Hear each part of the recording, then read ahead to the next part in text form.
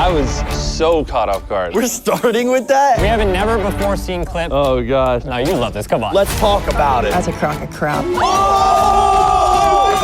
Welcome to the official Beast Games 2 reunion. Jack, what did I do? You screwed Sue over. It's scary. Have you spoke with Sue since? I'm still waiting on a response. You would like a chance to apologize to her? Sue, come on in. Oh, my God. So you got to give him a hug? Oh! You don't have the balls. Watching that live with the rest of the world was devastating. I think in no way is that cheating. I would do it 100 times over. I don't want to cry. We're going to talk about all the beef, all the drama. I don't think 2 weeks is a ridiculous time to make it official. It is a ridiculous time to get married. I pronounce he husband and wife. The internet thinks it's fake. We can clear this up right here. If you divorce her, do you get half her 500 grand? I mean, Yo, why are you all choked up? And Jack, you ordained that wedding? I sure did. A real honorable ordained minister. And show you some things that you didn't see in the show. Most satisfying shot of the entire show. The moment August got eliminated. I couldn't trust him. Maybe I should have shut up about it. If I could turn back the time, what would you take? I would have taken 500,000. My boys don't got my back like that. That makes me feel worse. I want to play this clip of Monika. you want to eliminate all the girls one by one. Whoa, what are you doing? Where did you get those shots? I'm here with John Youshaei. Let's get into the reunion. Welcome to the official reunion of Beast Games Season 2. I'm excited. I thought we'd address the elephant in the room. Obviously, Corey is not here with us. He had a work commitment that he couldn't get out of, but Corey, we miss you here. We wish you were here, but we got a lot to dive into. So, Jimmy, I wanted to ask, how much money did you give away on this season of Beast Games? Season 2, we gave away $12.6 million, most of which went to people right here. Yeah, but not evenly. Not evenly. Not evenly. Can we show the earnings of the folks here? Oh, gosh. Yeah. Okay, all right, the mood changed a Wow, little bit. John just kicking it off like this.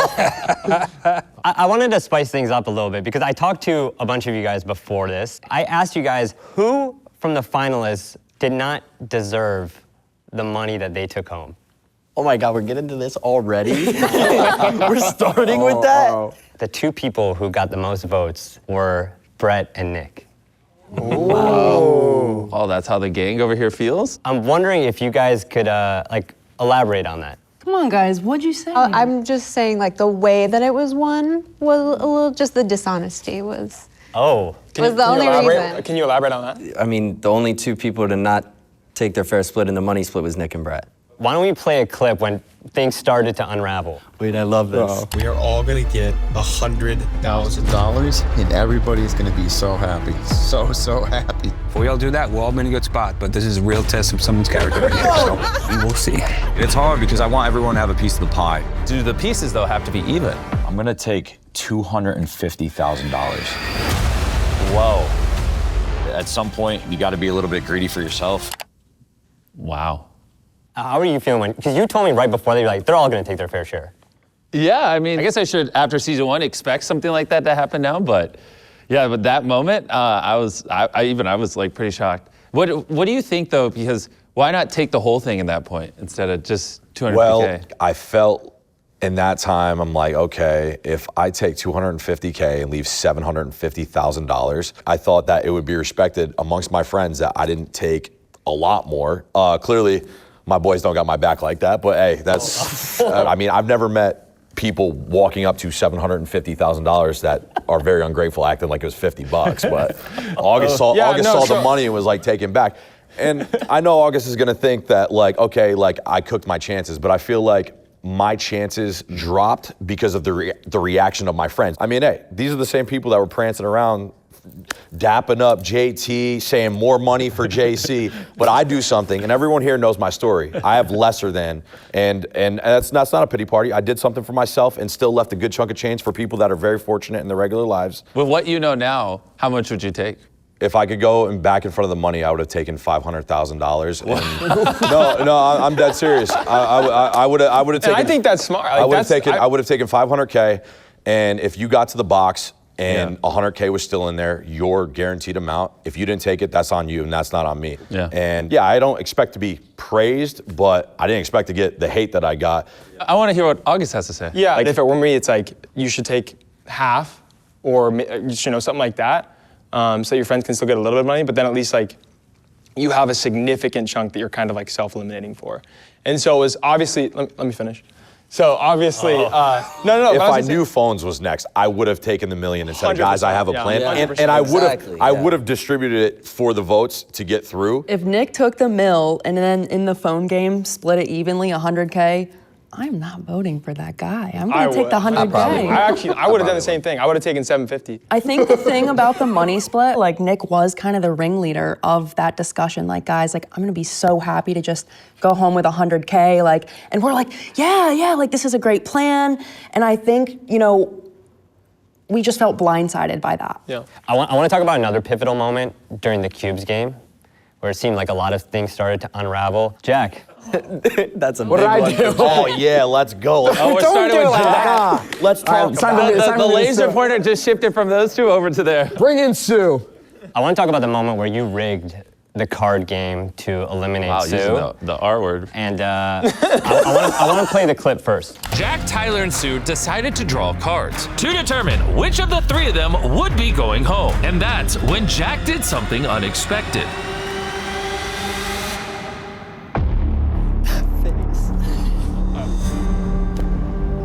Low card goes home. 1, 2, 3, go.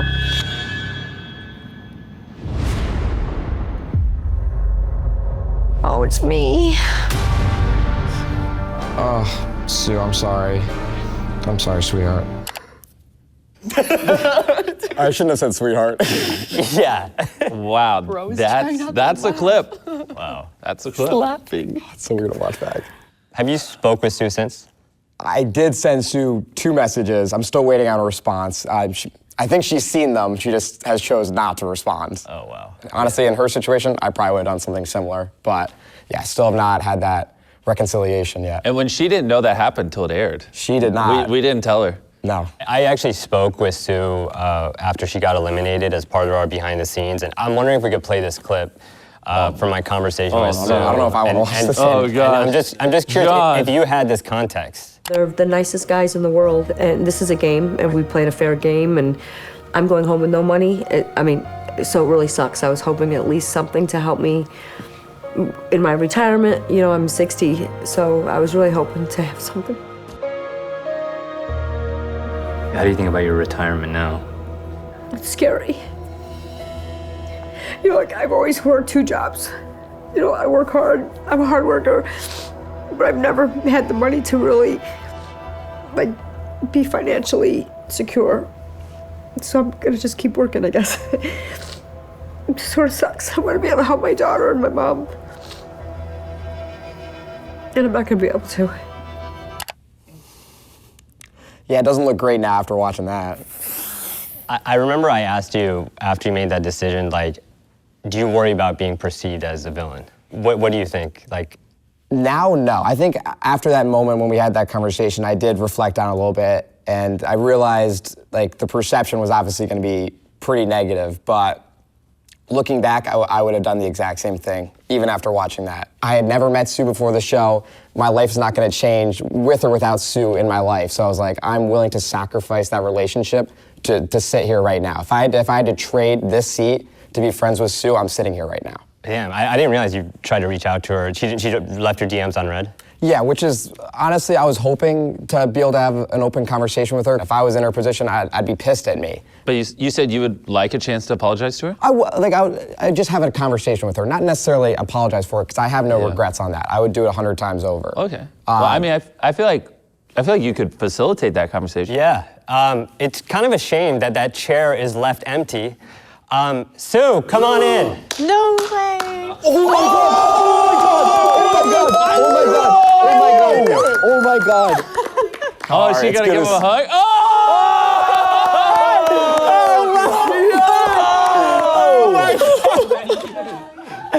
Oh my God! Oh my God! Congratulations! Yes, thanks for coming out. Thank you. All right. Hey, how are you? I'm so happy. It's the sweetheart. Oh, this day just got way worse. All right, everyone, let's have a seat. No. Wait, this is crazy. This is Here we go. Crazy, yeah. What a pleasant surprise. Wow. I'm doing really good. You got us. Yo, that's amazing. Wow.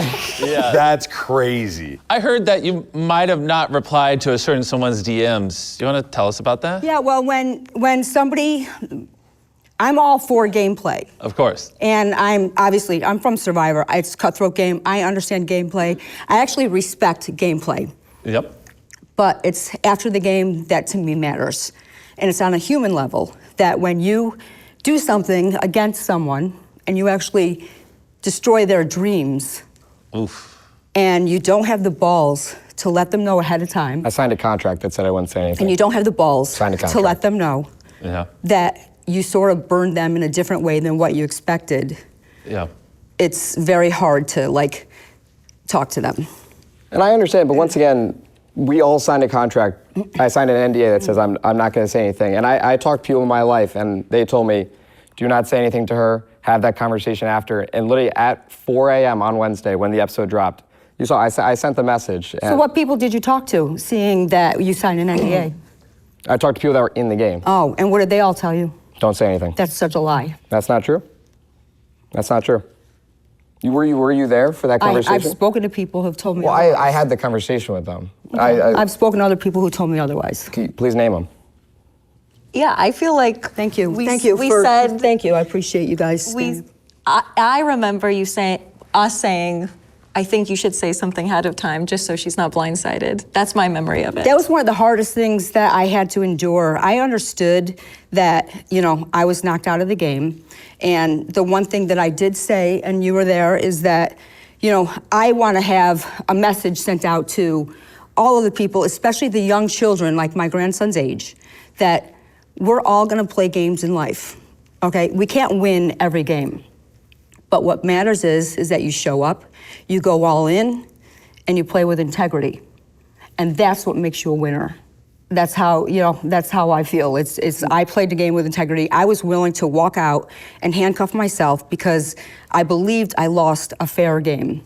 The game is over, and I'm a human being, and watching that live with the rest of the world was devastating. What can you tell us about that? Where were you when you watched it? What was it? Like, were you at your house? I don't want to cry because, so I was at my house, and every morning I get up early, and I knew I was going to be eliminated. I'm totally, accepting of that. Knew I was being eliminated, like all of us, have been eliminated. When I watched that, I fell to the floor when I realized what Jack had done, and on top of being devastated, my first instinct was to call my daughter and my grandson because they wake up early before school to watch the show. And I needed to warn them that Jack did what he did, and that's how I got eliminated. It wasn't the fair game that I thought, in my opinion, that I thought it was. And that was really hard. And to have, I couldn't call a million people, but to have my sister call me crying hysterical, devastated, it's hard. It's sad, because if I had known, I could have at least warned my loved ones of what happened, and I didn't get that opportunity. And I feel on a human level, and all of us who do play these games, we do sign an NDA. I will never hide behind an NDA contract when we are all players together in the same game. I don't think you would have broken an NDA law if you had told me, because I'm a player too. It's not like I'm someone that Joe Schmo on the street.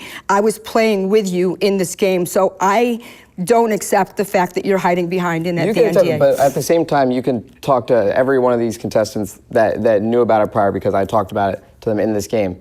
It was not an easy thing for me not to say anything. Believe me, it weighed on me absolutely heavy. I'm sure.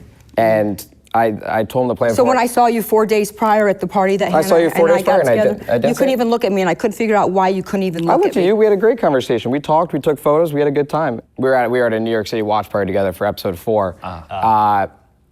But what's it called? It's a good thing it wasn't a watch party for episode 5. Yeah. Yeah. He wouldn't have been invited. Probably justified. If I had not done that, and we played as normal, and I flipped the card, and if I had flipped the low card, I would have gone out of there. Well, yeah. Like I would have sat at home going, man, I wish I cheated. I'm not going to use the word cheat. Okay. I don't think it's cheating, in my opinion. Okay. We can have different opinions. I think in no way is that cheating. The rule of the game is not to play a fair game. The rule of the game is to convince someone to handcuff themselves, and I was able to convince you to handcuff themselves. I don't think. Kudos to you. Yeah, I don't think the cube game should be seen as a game where you get to pick whatever you want and then you play on those results. The game, it's a social manipulation game. So I was fine with creating a false game in order to advance further. So I have one other question. When you did this, you said that you did this to move you and your partner forward. And I tried to tell Tyler. So what did you give Tyler a special card, or how did you do this to move him and you forward and make sure that Sue was out? When you were looking a different way or whatever, I was trying to signal to Tyler that the cards were loaded to the front. So Tyler did know. Tyler, when I tried to tell him, he didn't pick up what I was putting down. I tried to let him know he did not. Well, here, let's let Tyler answer. Tyler's also here. Yeah, I'd like to hear from Tyler. Did you know?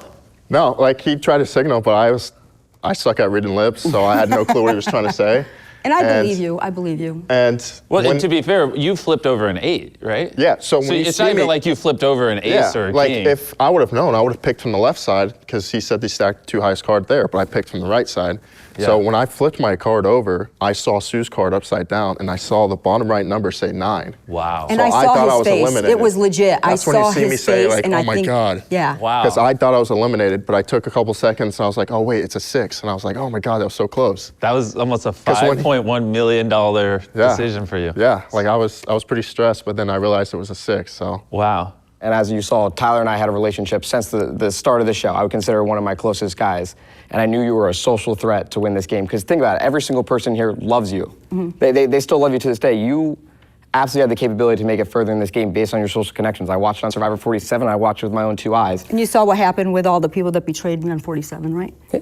No, I say, you go out for revenge. So it's one of those, like, if I had burned you publicly later in the game, you were going to do whatever it takes to take me out. You are a strong, like, fearless woman. So it's one of those, if I had an opportunity to take you out, it benefits my game. No, you're a good gamer, and I give you credit for that. I do want to point out, because I didn't even know this till just now, that you technically then rigged the game where you moved through, but not Tyler, since he didn't pick up on it. Either one of them could have gone home. Yeah, I rigged the game with the intention of getting Tyler through, but I wasn't able to execute it perfectly. Clearly not. So moving forward, like into the next episode, did you feel like, how can you be proud of yourself when you know you rigged the game to win? I'm proud of myself because I told myself on day 1 of the show, I'm gonna do whatever it takes to win. I'm gonna play. And it was within the rules. Yeah, like everyone walks in this game saying, I'm gonna be cutthroat. I'm gonna do whatever it takes. But then you get here, you meet these people, you create incredible bonds, and that's what makes the show so interesting. Is those bonds and trying to work with them. And I told myself, like, I was willing to sacrifice some of those relationships to go further in this game. I have one question. If you guys could do what Jack did and get away with it, raise your hand if you would rig the game of the cubes. If you could do it and get away with it. I mean, you two kind of did. Well, really? So some of us didn't have to. Yeah. You're not cheating. You wouldn't rig the game if you could? Not on JC. We let you shuffle our cards. Yeah, no, I know you didn't, but you. We had the choice to rig it. Maybe I don't want to say because I get called back for another season, and then you so I don't know. I think I shot myself in the foot. It's like, does the game ever really stop now? You know, like. I mean, JC came back.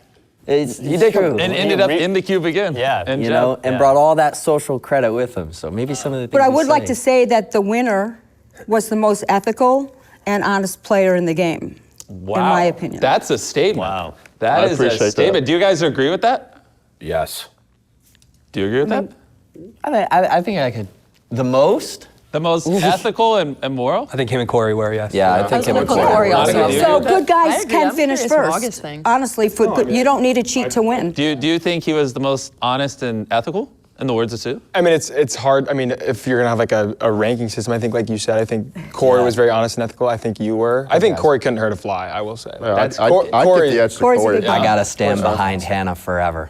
Behind Hannah? Yeah, she turned down $1 million. I'll also say for Corey, like, he almost lost the game for himself to not go back on his word for me. Yeah. So, I mean, that is wild. Do you think there's a reason why the two you guys would consider the most honest and ethical ended up being the top 2? Do you think there's a correlation to it, or it's just a coincidence?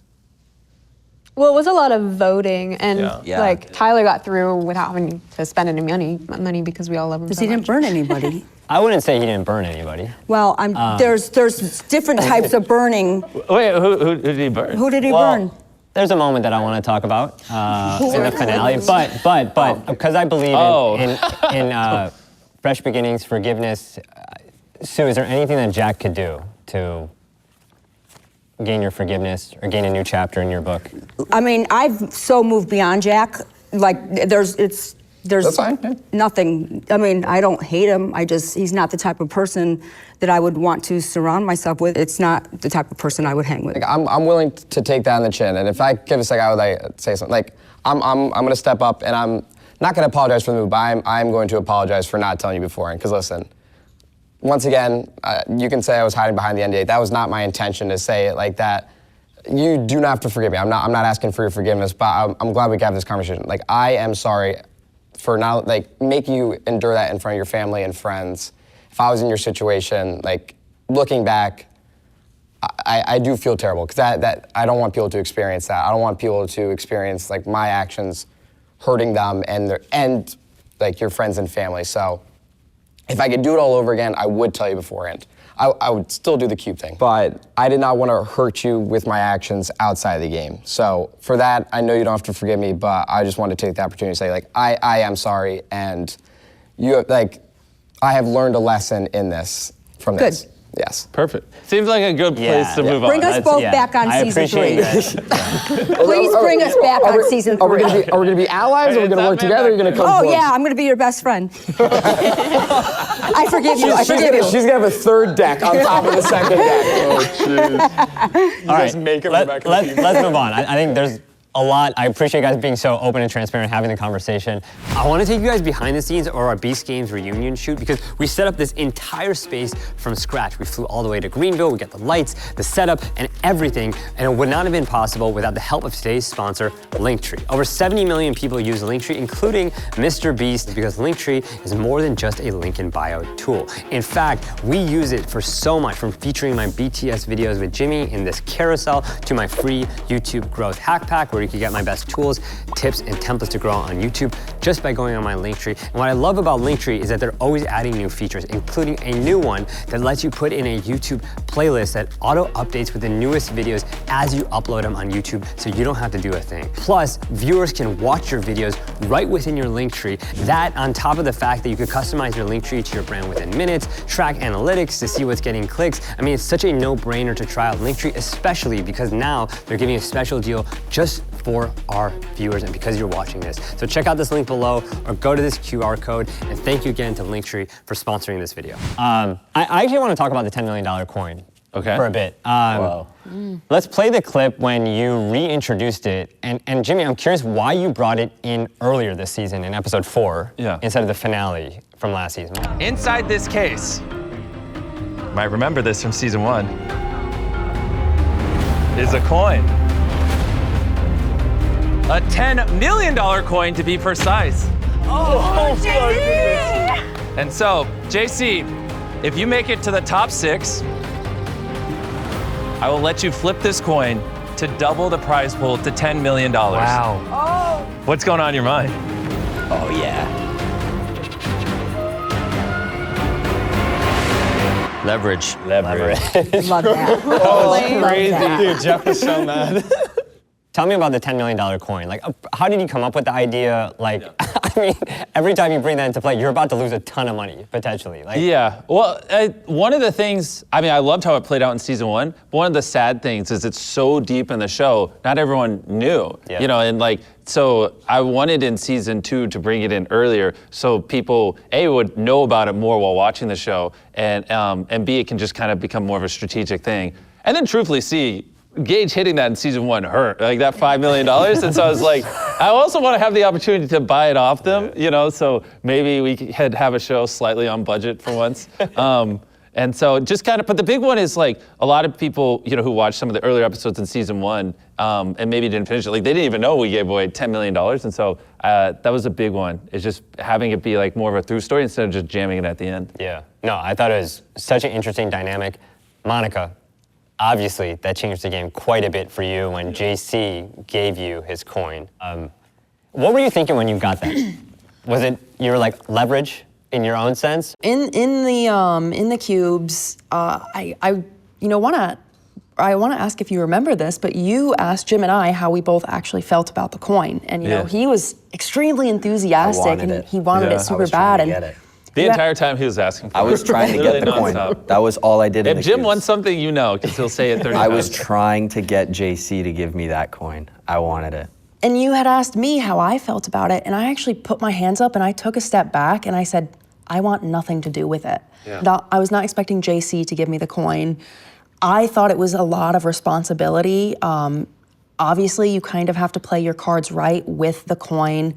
And I think my only regret in the show actually comes from that cube right after JC gave me that coin. I had the option to tell the group or to keep it to myself, and I wish I kept it to myself, but I did not want the group to be mad at Jim and I for eliminating JC and the chance to double the money. But I wish I just kept my mouth. I wish I kept my mouth said quiet. you had it in the first place. Because it's a lot hard. It's a lot easier to hide something when people aren't looking for it. If everybody just thinks the coin is gone, then nobody's going to be looking for it. Nobody's going to be thinking about it. But on the flip side, the coin at that time, you're probably thinking, if people know I have this, they're more likely to keep me in because you can double the prize pool. So, I mean, you didn't need anybody to keep you in. Yeah, there's smooth brain plays both ways. I mean, there's also the world where, you keep it a secret, and then if you're on the chopping block, you pull it out, and you're like, exactly. Yeah, and then maybe it hits a little harder then. Yeah, and I think the coin really was like a safety blanket. You know, I obviously made the decision to come out and tell everybody, we have it, it's not gone. And I did feel a little safer with it, but I never felt like it was this immunity idol, obviously. But I never wanted it originally, but I'm happy that I ended up getting it, and I'm happy with the decision I made. Yeah, well, that's what's interesting is you wanted it, you kept asking, and there's a separate timeline where Jim ends up with the coin, and God knows what would have happened then. You probably would have. This show would have been $10 million. You probably have $10 million right now, bro. Would the bribe have gone to $1 million next? Yeah, maybe right when we got to Saudi or something, but there was $1 million ready to. So, I mean, I will say. When we got to Saudi, bro. Are you kidding me? In another world where I was chosen captain for the Graveyards instead of Nick, and you know, people can believe me or not, I would have taken my fair share. I would not have taken the bribe for $500K. But if I was bribed for $1 million in the phone game, I would have taken it in front of everybody. That's a no-brainer. Yeah. I would have been okay with that. Yeah, I mean, that's such a big no-brainer. Monika, I want to play that moment where you decide to sell the coin, because I think it's one of the boldest moves in Beast Games history, maybe even competition TV show history. I would like to give you this coin. You just won $500,000! How does that feel? The bold thing is what comes after. Very surreal, honestly. What feels right in this moment is to take $500,000 and to leave whatever is left to the other 3 people. Whoa, wait, that's a new thing. Did I catch that right? You're thinking of not taking any of this 188 grand. Notes. Monika's villain arc season. Wow, I forgot. Oh my God. And so I made the decision to take $0 Yeah, Monika. and leave $188,534 for the 3 people who stood behind me. Yeah. It's Monika's villain arc season. I love that. Well, Jim, your face when you found out she took $0. I don't know how we bought that. Like, I don't know how we genuinely And Nick, believed that. How'd you feel when you heard that? I don't know. I was like, $0. I don't know. It didn't sound right. I'm gonna be honest. I wouldn't get into acting if I were you, because them tears, they were not coming out. Whoa, I actually thought it was pretty convincing. You did? I thought it was pretty convincing. Yeah. I don't know. Jim was convinced. You seem pretty convinced. I did for like, I was like, oh shoot, maybe she did, but like shortly, like right after the court like kind of dispersed, me and Brett were talking, and I'm like, I think something's up. Monika, why did you lie about it? Like, that was a split-second decision. Like, we were there. I think you made your decision in about 20 minutes to take the bribe and then lie about it. Because as soon as people in this game know you have a significant amount of money, you're next on the chopping block to go home. I don't care what anybody says, that's what it is. And I mean, I think in the phone game, August said, you know, if you had just been honest with us about, you know, selling the coin, you would still be here. That's a crock of crap. I think it's pretty accurate that if you sold it and said, guys, I had to sell it to make sure the people after me made money, I think that a lot of people wouldn't have had an issue with that. Because realistically, we knew that you would keep getting bribed, and if $1 million was in front of your face, I don't think anybody would end up blaming you. But if you took $500K for the betterment of everybody else to make more money, I think that you could have saved face right there on the court. And I don't think anybody would have been pointing any fingers at you, because me and Brett were already in the hot seat. So. Yeah, I definitely think if I did that, you guys wouldn't have had an issue with me coming clean, but I still wouldn't have made it through in that phone game. I think if you had like 60, 70K to bribe people with, because at that point in the game too, I think once Tyler got through and Hannah made the move she did, I think it divided between people who were gonna spend money and people who were gonna make money. So I think if you just, let's just say you had 60K, and you're like, hey guys, I'm just gonna give these 4 people 15k, I think you could have gotten through. Hey, I spent 33 in that phone game, and I think he went up to almost 6 figures to push me through. What do you think he's gonna vote for? Why do you think, the people that you took $0 and allowed to get more money, like Katie, why didn't you push her through? Or Jim? That was one thing I was curious about. Well, I was, at that time, I was still thinking about how I could get through. But realizing that probably wasn't gonna happen. Brett actually came in my cube and told me that he was gonna make a push for the next round. And then August had made a higher offer to me. And then they came back later. August came in and dumped money on my floor. What's confusing though to me is because she took 0 in the money split. And so me, you, Hannah, we're all getting $20,000 more because of that move. Let's play the clip of that. I'm gonna give you $23,000. August offered me 25. Okay. At the end of the day, I did give you, Hannah and Jim, more money, and I did take $0, and I'm about to leave the game with $0 as well. What do you owe him? You don't owe him anything. Well, he's giving me more money. He's zeroing out. She's gonna zero out too, and I'll give you 7 on top of that. I've already taken the bribe at this point. I guess. I'm so sorry. It feels so bad. Yeah, I would feel really bad too, because Monika literally took $0 for you to be in this game. Oh, that does not feel good. So, when August or somebody wants to come and throw $25,000, well, Monika's already given you $20,000 before the game even started. And now we're throwing 30 Well, on I top gave of that. everybody $750,000, so what about that?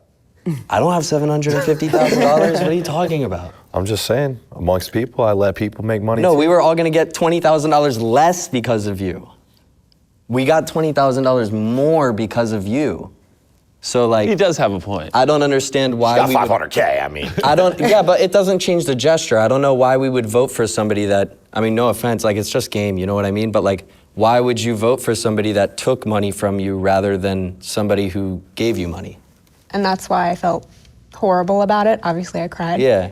But then there's also, I gotta take money home to my family too, and there's the other side of it, Brett took extra money, and so it was a move for me to get some of that money back. And if that's the case, then why don't we try to get more money out of Brett? He walked into the top 6 to compete for $5 million with 190 in your pocket, right? 190? 3?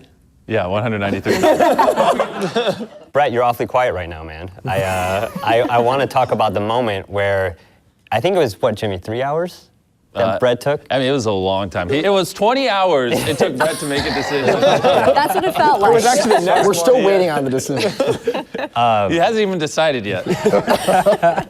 But Brett, I want to play the moment where you made a decision, because it seemed like you looked at the money and things began to change. Brett, whatever you say is final. How much money do you want? I'm going to take $250,000, Jim. I didn't hold true to my word. That was by far the hardest decision I've ever made in my life. This is life-changing money, and I feel bad. I feel somber. I don't even want to touch it. It feels dirty to me. Crazy. It's a big pile. Yeah, that's cool to see. Brett, you said before it was a real test of character. Seeing that clip back, I'm just curious what was going through your mind. Oh my God, I was up there for 2 hours. Everything was going through my mind, When I was walking up there, I was 100% taking $100,000. Even after Nick told me 250, I'm like, yeah, I'll probably take $100,000. And then I got up there, I'm like, oh, this is not as easy as I thought it was gonna be. And honestly, even 3 seconds before I said the number, I didn't know what I was gonna say. I was still deciding at that point. Wow. And so I made the decision, and I wanted to leave some so Corey could take it as well. I knew he wouldn't take it all, but I wanted to give him the opportunity to take, similar to what I had. Yeah. So yeah, that's my thought. But I could be here for 2 hours if you want to go through everything. But that was kind of the general gist of well, and that's what's interesting about the game is because they don't know what's coming next, and so for all he knows, he gets out, and then we could be watching this back, and he could be like, man, why didn't I take more money instead of just $100,000? And so that's what makes it interesting. Jimmy, do you ever think about like the design of the games from year to year? Because the money pool happened last year. Yeah. It happened this year, obviously with the coffin element. Like, do you ever think about like contestants predicting your next move too much? Yeah, well, it was a lot easier in the first season because no one knew what anything was. And even in the second season, people were, obviously they had no idea if we were going to bring games back or not. We're currently working on season 3, and since we're already doing casting and some people know they're going to be in it, I can't say too much, but I definitely don't want people to be able to predict what the next games are. I'm curious of how aware you guys were of all the cameras that were on you during the show, especially after the 30, 40 days, because you guys said some stuff that I could not believe. They caught on camera. Do we have any clips or no? Oh yes, we Please do not. No. Actually, no. Chill. All right. We have a never before seen clip from the show. Oh. That was in our BTS. I want to play this clip of Monika. No. Whoa, what are you doing? Do you know what this conversation is, Jim? Yes, and I can clarify it. You want to eliminate all the girls one by one. Am I hearing you correctly? No, that I will. I will do whatever it takes to get them all out of here. I'm doing all my work from the shadows. From the shadows. Just to be clear. And you guys didn't back me in grades. I didn't want to, but I would. Wait, Monika, let me just back up. Where did you get those shots? That was a city. That was fire. Behind the scenes is on the case. Wow. Monika, when you're saying that, are you aware that the cameras are on you? No, absolutely not. Okay, so that's like, what's that look to? What? I'm just still shocked that she said that, to be honest with you. Yeah. Well, yeah, let me ask this. Katie, Hannah, Sue, like you guys obviously were with Monika for quite some time. Like hearing that, how does that make you feel? I'm sort of sad because I feel like this was such a strong male-dominated season, and and they're all great guys, but I felt like I like to stick. Not I was like, I did it. I made it. I'm good. I'm good now. She said guys, not kids. All of the guys are great. From here back. I'm still technically a kid, so. Yeah. So like for me, I've always been someone who fights for the underdog, and I want to help women move forward and feel empowered and feel strength. And Monika's such a powerful presence that to me it's a shame that she didn't really want to help the women and was just going to stick with the men. Just who she is, but it's fine, but it's surprising. So I just want to say that when I got off the plane initially in Vegas, I saw you, John, and we did a little interview, and I believe I told you that my goal was to send everybody home one by one. Yes. Whether it was a man, whether it was a woman, I wanted to send everybody home one by one. In that clip, I didn't want to get rid of girls, but I would if that's what it meant at the end of the day. Well, what's interesting is the guys seem to team up really well as opposed to the women, and I think that ended up helping you guys a lot because the women were forming an alliance, but they weren't, and they kind of were, and they were constantly backstabbing each other, and for the most part, until like maybe the last episode, the guys are like pretty rock solid, and I actually think that helped them quite a bit. Yeah, it's so interesting. What do you guys think of that? Hannah. Yeah, I think what you don't see is that there's a lot more interconnected relationships than you actually see on the show. So I think it's not as clear cut as you see. For example, like for me, I feel like actually seeing that clip, I'm not at all emotionally offended. I'm more just strategically surprised because I think you would have had I think there was this mega Avengers alliance going on, and I think it would have been prudent for the rest of us. That's literally what they called themselves. Yes, prudent for us all to team up against them. And since that was not really the strategic situation going on, me and Katie decided to join them instead as sort of like a separate little mini thing. Like me, Katie, Nick, and August had a very, very loose sort of side deal thing going on. And so... If we knew about that. You said you did know or didn't? We did not know about that. Oh yeah, no, we did. We did not know about that. And obviously that doesn't help us at Final 10, because we're like more at the outer shell of that, but that helps save us for the heart smashing. Like I felt completely safe, completely throwing the last smart challenge so that Nick could win, because I felt completely safe with both of them. I just can't get over the fact, like, I know, Monika, you said, like, that was a moment that you didn't know you were on camera. I just don't, help me understand why you would turn to the camera and say, it's your villain arc season, or this moment, if we could play it from episode 6. She just wants to be a villain. Where you admitted to lying, like to the camera, like nobody prompted you. When she's up in the air? Dude, that was sick. Cool. Jim, as I had a very genuine and honest conversation without cameras and everything, and then when the cameras got in front of him, it felt like to me like it went out the window.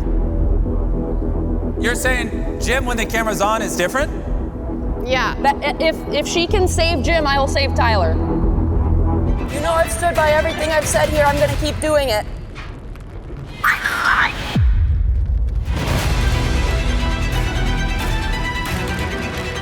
I got you. Why take that moment to admit you're lying? Fascinating. It's iconic. Honestly, I was joshing with Carl up there. He was like making me laugh and like, he's like, how much longer you got? I'm just like, maybe like a half an hour. It's iconic. And I tell Briley, because I went into this knowing that I was not going to stick with Briley and Katie specifically.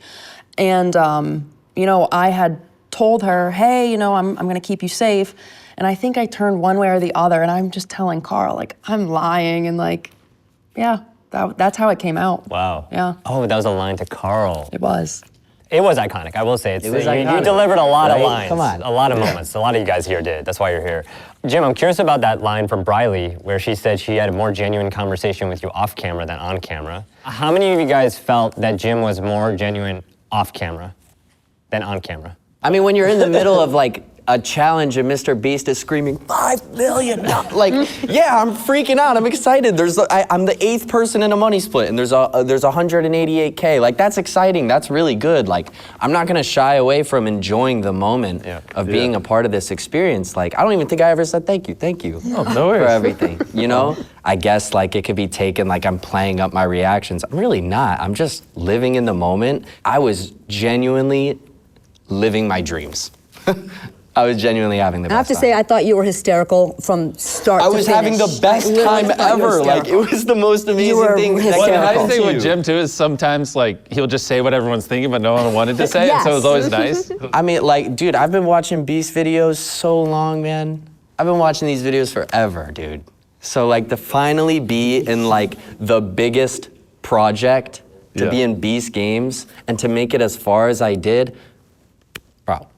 How did your relationship start? There we go. So yeah, we can clear this up right here. The internet thinks it's fake. You guys only knew each other for 2 hours. I know. Well, it was 2 weeks. 2 hours. The internet said it was 2 hours. We were in that Vegas hotel for a lot longer than we expected, and we got to know each other in that meantime. We met after dinner, after the coin flip dinner. Wow. We met after that dinner.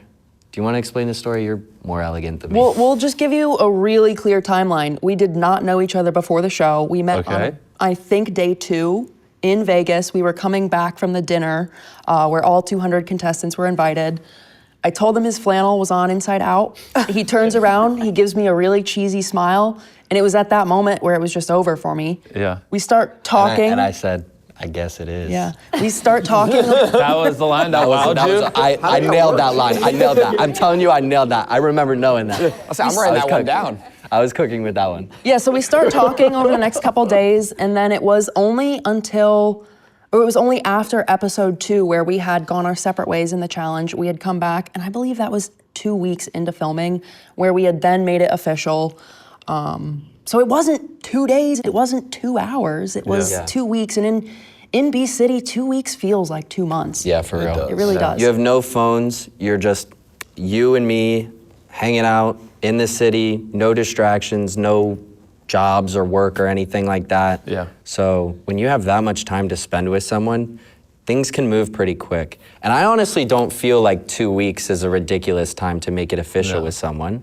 That's not ridiculous. It is a ridiculous time to make it official and get married. Okay, to get married.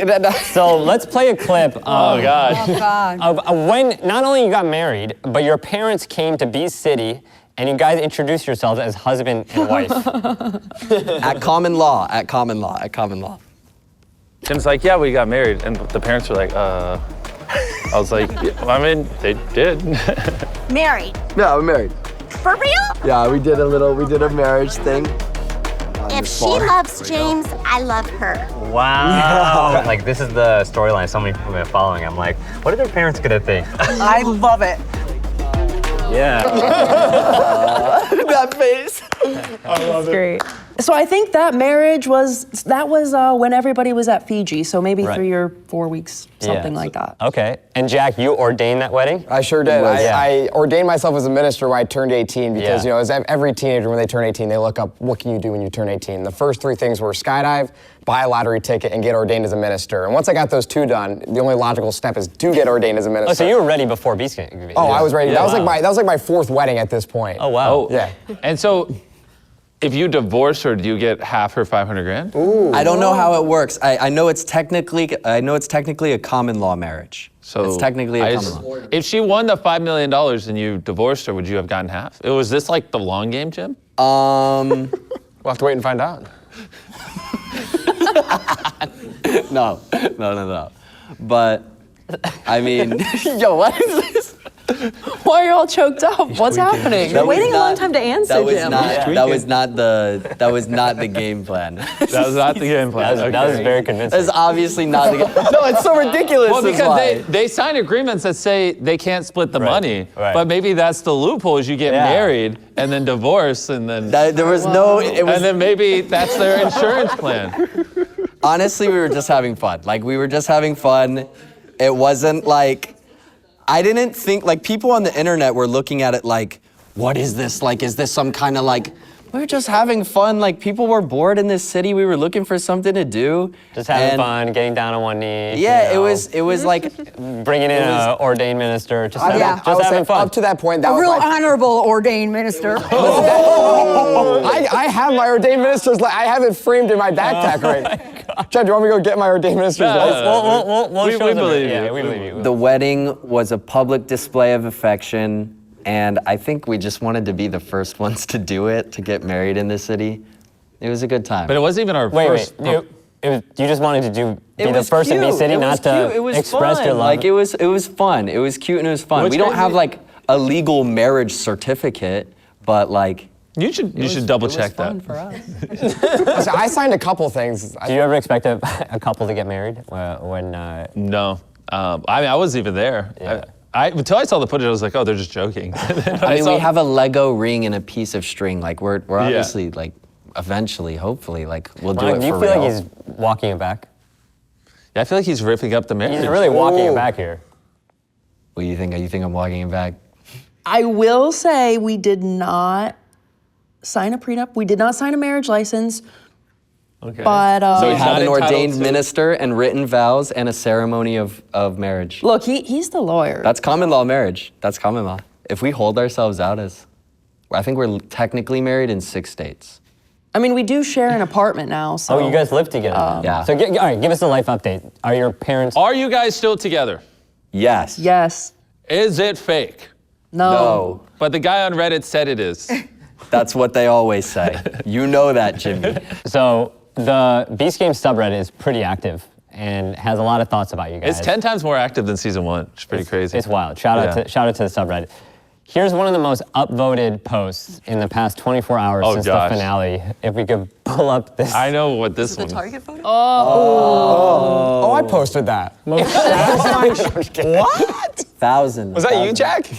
Yep. Most satisfying shot of the entire show is on track to be the most upvoted post from the subreddit. That's crazy. And that's the moment August got eliminated. I'm gonna go downvote it. I go on the subreddit. I go on the subreddit every day to go and just see what people are saying. And August got a lot more flack than I thought he was going to get in the past week. It's been crazy. Let's play that moment to give context about what happened, because that was probably one of the biggest betrayals of the show, and at the last minute. Tyler, you got to keep kicking. Kick for Hannah. We're all kicking for Hannah. Go for Hannah, please. Is this the one, Tyler? Is this the kill shot?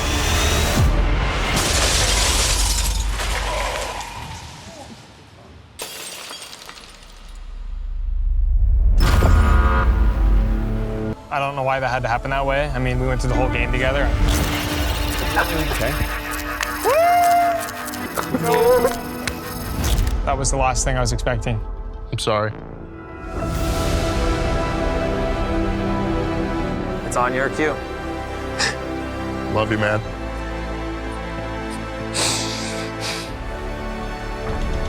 Drop him.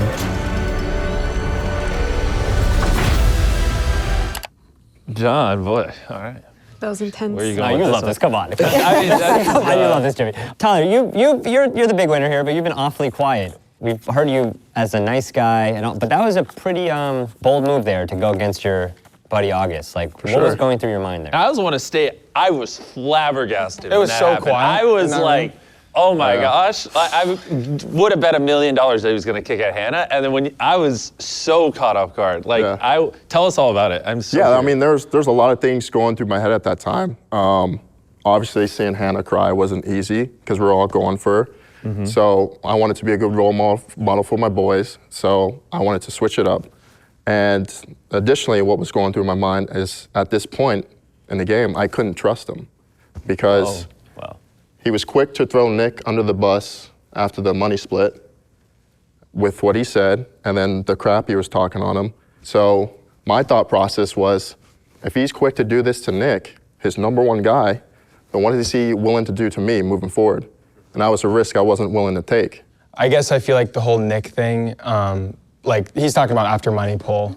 Hold on, let's give context. After the money pull, you mean the moment you peer pressured Nick? Yeah, no, you're talking about when he was like, should you tell him or should I? Yeah, let's play the clip of that. We actually have that from episode 8, Money Pull. I know there's a lot you want to talk about. Remember, you don't have to say how much money you did or didn't take. That's up to you to disclose. Have fun. Yo, who took all the money? Reasonable question. You want to say it or do you want me to say it? I'll say it. I'll own up to it. I did, in fact, take $250K. You want to say it or should I say it? So just to clarify, Tyler, was that the moment that your perception of August started to change as being loyal? Yeah, I mean, there was other moments, like he would say one thing and then say another thing to other people. And all of us up here were familiar with all that stuff. And then just leading up to that moment, and then at the library, someone was talking trash about Nick, and he didn't stand up for him. So all this stuff was running through my head. And then, seeing Hannah cry, like, I'm trying to be a good role model for my kids. And then with, knowing the stuff that he did to Nick, not being able to trust him, it was just a strategic move at that point. That was a very long night, and like, I shouldn't have opened my mouth with like certain things I said, or like peer pressuring Nick. Like, that wasn't which obviously that's how it was like received from everybody else. My intention wasn't to like throw Nick under the bus or like crap on Nick. It was just like me outwardly processing things, which isn't like probably a good strategic move. I was just like talking through it. And again, I felt like he had like, again, there's a line I say in the library, it's in the show, where I'm like, I feel like Nick and Brett just cooked themselves for $150K extra. I don't get why they would do that. And so, if you could go back in time, would you have said they cooked themselves for $150K extra, but I still support them? Would you play the game more? How would? Yeah, maybe I should have played the game more, and maybe I should have shut up about it. But like, we made up from that, and again, like the whole entire phone game, like the whole reason why I tried to use the coin was to help Nick, and like. But when you did that, you said you used it to push you through first, and then Nick second. So how are you going to help him get through? Yeah, that's if you're already through. I knew that he needed assist because I knew he wasn't going to spend his money, and so I was like, okay, if he can get Jim and Monika's guaranteed vote, that would help because there are other people that want to vote him through. And so like, Nick and I like we had those things in the conversation you're referring to. Jim, you actually came up to me in the hotel and you said, dude, we got to get rid of Nick and Brett, man. And I said, yeah, Jim, I'm down, because I thought it'd be like a strategic play. So the first thing I did went to Nick and told him that. And again, that's probably not strategic on my end, but I wanted him to know that happened. I was like, just so you know, like Jim said this, and I said this, so that way he doesn't know that we're all still like good. Yeah, but I told you guys. I said if I got a ball, like, you know where it's going. Yeah, no, so I just thought that was like, I guess I shouldn't have told him, but I was just trying to like, just so Which he is knew weird, what to Brett. Yeah, but it was taken as if someone came up to you and said, I'm going after Monika. Are you going to side in with them and be like, yeah, let's get Monika? So that's why I was taken for like. Well, but why would I tell you that if I was gonna? I was never gonna go against you, and you know I was never going to. And I said things I shouldn't have. That's that. I said, but yeah, I'm gonna get Monika. I think where it was hard for me is I was unaware that you felt that way, and so it's like, here's my best friend left in the game, and then just like that happening out of nowhere, and like just like you're just knowingly like sending me home with like nothing just in that moment, and I just was so like I had just no clue that was like it was just like it was tough like. Yeah, I mean, it wasn't an easy decision for me, man, but, you know, I did give clues to, like, my concerns with how you were back and forth with things, because, you know, you would always joke, like, whenever I would say to you, like, am I good? Because I'd always ask you, am I good? He would ask me stuff like that, like, yeah, before like the smart game. challenge, yeah. the memory game, I was like, oh, I'm gonna go next, like, after Nick. He's like, dude, you got me, right, bro? And I'm like, dude, what are you talking? We met in vet, and we've been friends since the beginning. I'm like, yeah, what are you but it's talking just about? like some of the back and forth stuff, man, like, you would say one thing and then do the other, and like a lot of people have saw that and realized that. That's, yeah, like it was just tough to know that, and then the stuff you did to him to move forward. Like when he turned $1 million down for me, dude, like in our team, I was like, dude, you're my ride or die. Yeah, like, I mean, I felt the same way. It was just that one day. I'm gonna do what I I'm can like, to move you forward. Yeah. And when he took the 250, I did not care at all. I even told him when I he was happy for him. When he came around the graves talking to us, I was like, do whatever you want, man. You deserve it. I was so happy for him. I was so happy for him. But at the like, same after time, the it was fact, like though, you just threw him under the bus, man. I didn't understand. It wasn't my intention. Yeah. Obviously, like I said, just the outward processing. Like strategically, I should have just shut up and gone to bed because there's a lot going through my head. But I was just being myself and processing, which again, I mean, we've talked about it. Like I'm sorry for throwing you under the bus. That wasn't my intention. But I mean, obviously, it freaking didn't work out for me. So yeah. And well, what's interesting is alliances tend to do really well in getting people far. But at the end of the day, there's only one winner, and so at a certain point, the alliances do have to come to an end. And so that's also what's no, you don't. No, I don't think so. I mean, if you look at Brett and Corey, they played all the way to the end. I don't think alliances need to. I think it's just like statistically improbable that they'll have to like fall apart. Because let's just say Jack doesn't go out there, and the three of us move on to the top four. What do we do in a scenario with us four and there's like. Yeah. That's just not going to happen. That there's going to be us four. It could, but like realistically, the craziest thing that could possibly happen is three of the four of us being top three. Okay, but what if we get in a scenario? What if we get a scenario us four and we're in the final four challenge? What do we do? That's just not like that's a scenario that would never happen. It could have happened. Yeah. Listen, I'm all for that's where it was break. I guess there's literally nobody else left. But we talked about the entire season. We wanted to get to the end, and then it was kind of just every man for themselves. We always said that. Yeah, I was saying. But in this situation, obviously, it wasn't like that. I mean, there were two of us out of five. One of the critics said, in each episode, you think you know what is happening, but the twists keep coming. Episode 9 of Beast Game may go down as one of the best episodes in reality TV history. Wow. I like that critic. That's a good critic. Yeah, good That's a good critic. Well, and as the ones who lived a lot of these twists and turns, I want to ask you guys about that moment. Nick, you know what I'm going to ask about. Yeah. At the end of episode 9, the phone is ringing, and you're speaking to Jimmy, and you're about to make a decision to send somebody to the next round via final 6. Let's play the clip of that. Brett gave you $30,000, and in return, you promised to vote for him. I'll take 30 grand. But you also promised your vote to Monika after she sent you $33,000. Please don't screw me over this time. I got you. And you've taken money from Monika. Monika, how much money did you give Nick to try to bribe his vote to get into the next round? $33,000. $33,000. Brett, how much money did you give Nick to try to bribe his vote to get into the next round? $30,000. $30,000. Wow. And what decision did you make? again, another heavy decision, like the whole season was. I went with Brett, clearly. It was, I mean, yeah, it's crazy. I had a lot of money on the table, and both people gifted me money and all that stuff. My relationship with Brett was clearly a lot closer, and knowing that Monika had $500K in her back pocket, it only seemed right, just because there was dishonest stuff, and I'm getting ridiculed by people that already have money but telling me I'm the one that's greedy. So like that played a big part into everything. But yeah, Brett, it's no secret that Brett and Corey, like we all had an alliance for sure, but Brett and Corey were very much a part of that. And I love this dude. And it was a heavy decision, but I wanted to do what was right in my mind, and that was be for the boys like I was this entire season. I was for my friends, and no one could ever take that away from me. Every decision I made in the games was for the benefit of me and my friends, and it all came down to that moment. So, yeah. Love you, brother. Love you, bro. Wow. I will say that Nick and I did not have that lengthy history that he had with a lot of the guys, but after the Strong and Smart Challenge, and I had helped Nick win that pattern game, and I felt like we were closer. That is true. You did. You were the reason he got to. I felt like we were closer than I think we actually were. Wow. I agree that we had, after the Strong and Smart Challenge, me and Monika had a bond, because the two of us had to live something in the games that nobody else. It's not easy to look three people in the eye, and I mean, let's face facts. We're not getting a Lamborghini here like a Kira and stuff like that. Like, we have to look them in the eye and say, "You're going home because we said so." Yeah. And it wasn't easy to do that. So I know that we leaned on each other a lot for that, and we did have a bond for that. This is the thing about Beast Games. You got to build these connections all the way through the games. And this is no hate to Jim and Monika doing their thing, but I feel like because they were so about their relationship, they didn't really branch out to form the strongest bonds with all of us the way that I had with Brett, Corey, Tyler, Jack, August, and so many other people too. Like I was like what Hannah was saying earlier. Like Hannah and Katie, we got pretty close through the island.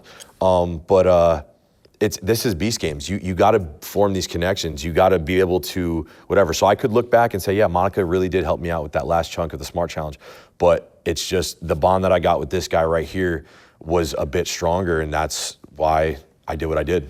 Yeah. If you look at that game, like, I didn't even try to make a push because I knew that. I knew I had spent the whole time with Monika. My relationship was with Monika. I just rode with her the whole time, And so I didn't really take time to get to know Brett on like a super deep level, or like me, Katie, and like even Katie and Hannah, some of my other like closest allies. Y'all, okay? like we weren't, like, we didn't get like super close, you know what I mean? To where like we were like best friends kind of thing. So I don't think we had these deep kind of bonds and connections that you need to make it through the phone game. Yeah. I think social capital is what we were lacking, not money.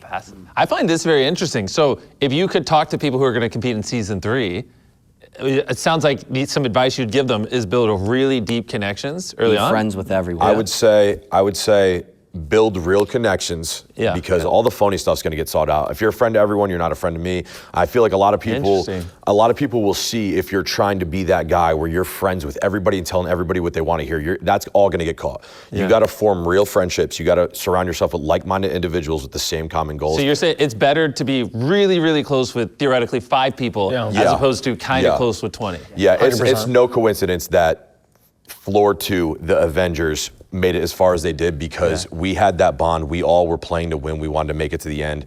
And that's no coincidence. You need that in Beast Games. On the flip side, I know I asked all of you guys earlier, like, who did not deserve the money that they took home? And you guys had very pointed answers. Brett, Nick, we've unpacked that. But on the flip side, all of you said one person who should have taken home more money, and that was Corey. And Corey can't be here, but I found this Reddit post that is also one of the most upvoted in the subreddit. And I just thought it was really moving. I thought I'd read a part of it. This Reddit post said, "Some people don't win the prize, but they win something far bigger. Respect, character, and the kind of legacy their kids will be proud of. Corey, I genuinely feel bad seeing you walk away with just $17,000. I truly believe this is not your peak. There's far more greatness ahead of you." Wow. I wish he could be here. Yeah.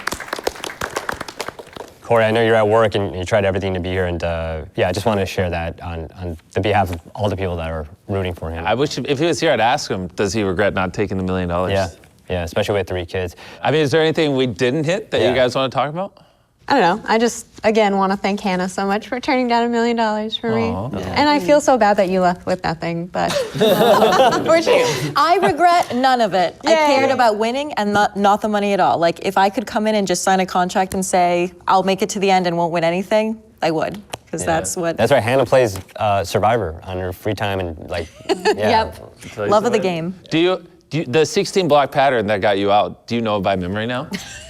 No, but I replayed it many, many times. Yeah. Sorry. Do you wish you attempted it, pressed the button, and you went to attempt it? Yes, no, absolutely, of course. Yeah. And if she attempted it, would the 3 of you, would you have helped her in any way? Yeah, I told her I would have helped. I think I was gone regardless. Oh, really? I think, right? It was between the two of you. You weren't taking Corey out or Tyler. I was definitely not. It was impossible though, because I felt really thankful to all 3 of you for helping me get that far. So I guess because you were shooting me in the shooting at me in the previous knowing one. Corey, the guy he is, he 100% would have helped. Yeah, like I think I didn't know what the dynamics were, so I didn't truly know if you were saying like I'll help you. Are you going to help me, or are you just going to tell me nonsense and I'm going to get myself eliminated? I would have helped you. I felt. I mean, he helped you in the previous game. No, they definitely would have. It was the first one. Like it was whoever hit it was like, gotta get it. Don't tell me that. Just tell me you would have screwed me over. How does that make you feel knowing that they would have helped? That makes me feel worse. So. Yeah. Oh. But thank you. Sorry. I wanted to bring this home with the moment that you won $5 million. Do you have the money in your bank account now? I do. Yeah, I checked earlier. Really?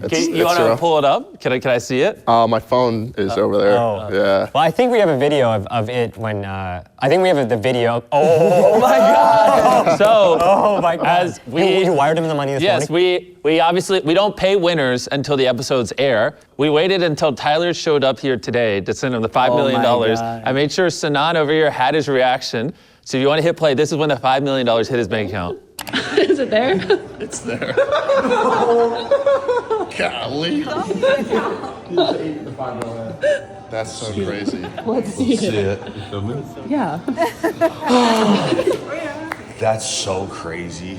Oh my gosh. Wow. That's so wild. Wow. So yeah, congrats, you have the $5 million. When, how many days ago was it that you were standing on the money after you won? Was that like 4 months ago? 5? Yeah, it's like, I think it was like 8 months. Oh my gosh. Yeah, 8 months ago you won. You were standing on the giant pile of $5 million. I told you that was yours. But, you know, to incentivize people not to leak things, we wait till after the show airs to pay them. And so that 8-month period, you won $5 million, but you didn't have it. What was that like? Do you sometimes go, oh, am I gonna get it? That's a great question. Yeah, like I was just thinking the whole time, like, is this real? Like, is it legit? Like, when's it gonna happen? And then, it was hard to adjust for the next month and a half after filming. Yeah. But then once I adjusted back to my normal schedule, I kind of forgot about it. But once things started ramping up again, that's when I was like, man, when's it gonna happen? Like, I can't wait. I can't wait to, surprise my wife, show her and my kids. And like, it was surreal. Like, it was a hard 8 months to wait. Did you ever have a moment where you're like, am I not gonna get $5 million? Is this fake? There was a couple moments when I was just like, thinking like, is it gonna happen? Like, I don't know if is this real? But, just looking back at season 1, like, Jeff obviously got paid out. Like, I don't have any distrust in you. I knew you would do it. You're a man of your word and stuff. So ooh, thank goodness. Yeah, no, you're awesome, just man. Ghost. You're awesome. Just go ghost. Yeah, imagine what would you have done? Different reality. Imagine I just block you. Everyone on my team just blocks you.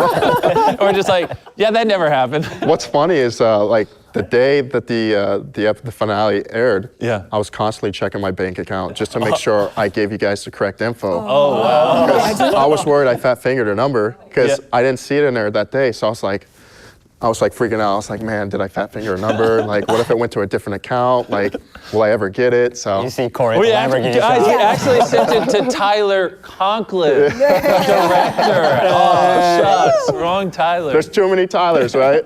Jimmy, any thoughts looking ahead, season 3, or even just this playground you've created from your bedroom, you know, counting to 100,000, burying yourself alive to now burying 10 contestants alive, like the way you just pushed so many things to create this world in a second season is just incredible. Where's your mind going in the future, and are there any things you learned, reflections? Like, I remember after season 1, you told me there's so many things you could do better during the finale. Well, it's interesting because like we just talked about, we filmed this 8 months ago. I've seen every episode so many dozens of times in the edit. By the time they drop, like sometimes I'll quote things they say before they say it because I already know, because I've watched it so much and I've sat there in the editing room and been like, you should make that longer or shorter and stuff like that. So, but in general, I've said this a bazillion times even with you. I think season 1, people loved. It was just a little too luck-based and people didn't know the contestants as much. I think we definitely fixed that in season 2, and I think that's partially why you see the subreddit way more active and way more talking about the people as opposed to the games, which is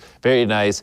And I think in season 3, now that we got rid of the luck, I do think in some of the games it maybe made them slightly more boring and it might not have been as good as they could be. So I want to keep the character development and now just figure out how we, like that first game in season 1 where we're dropping the trapdoors, that was crazy. And I would like a couple more big spectacle sets like that we bring back and figure out how we can, you know, incorporate the storytelling stuff that we really figured out with the characters in or contestants, I shouldn't say characters, in season 2, but with, you know, some of the bigger sets we had in season 1 and just kind of mix, really, I think we have all the puzzle pieces there. Now it's just taking the things that worked really well in season 1 and then taking the things that we tried and worked really exceptionally well in season 2 and merging them together for season 3 is kind of how I see it. I don't know if you have any closing thoughts, if you guys have any thoughts to share, but I appreciate you guys for being so open. This felt like a therapy session as much as a reunion. And I know we went to a lot of places, but you guys gave us a lot in this season. So I appreciate you guys. And any final thought? Jim, you feel like you're itching to say something. Yeah, I just wanted to say thank you again. I feel like I went on this challenge and we did this whole thing and you gave me all this money and I never even got to say thank you. And that bothered me. That bothered me for like a girl. Thank you. I appreciate it. I know you're all grateful. And I'm grateful for you guys coming out. And people really love the show. And so thank you guys. You guys all crushed it. Congrats, guys. Well done. Congrats. It's great.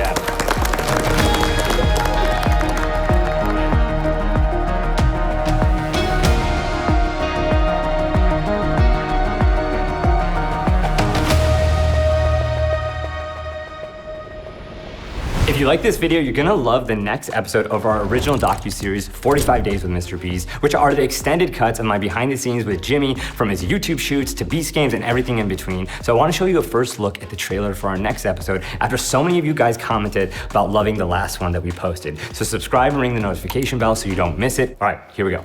There are tons of moments when I was younger where I would cry. Everyone tells me it's not realistic. At the end of the day, I just loved it. But I loved making videos. I loved entertaining people. All 4 or 5 that watched it back then. We're 99,000 subscribers off of 400 million. And we're gonna see if the highest jumper in the world can jump higher than a tiger. World record. Can he do it? You're levitating!